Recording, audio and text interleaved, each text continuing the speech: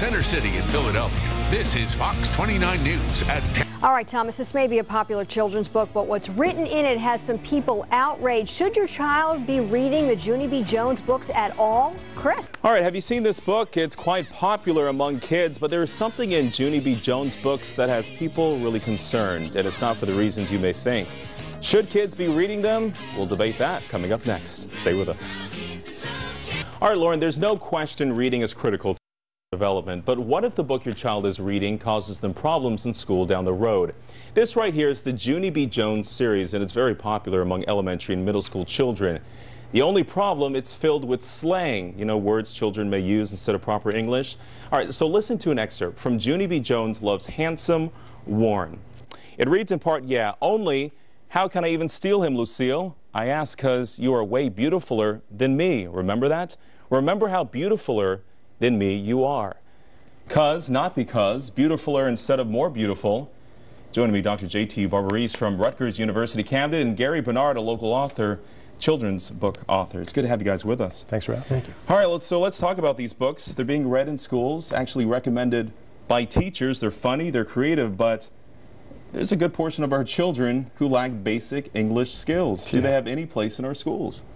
I don't think they do. I mean, I'm not for smashing down creative, expression, but I think that it's definitely something at that age, it's very important, being a parent, that you're going to be reading these books to your kids.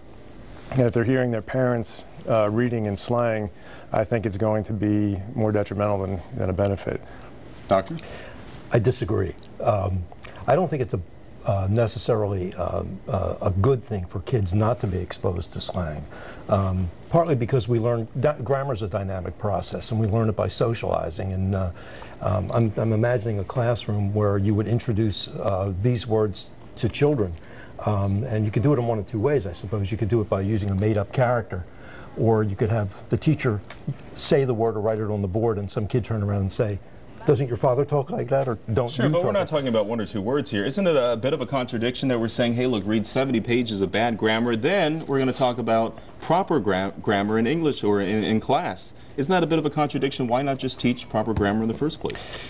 Well, because I think you teach proper grammar by socializing students to what the wider population uses. And I think I agree with the person who said that there's no such thing as perfect grammar.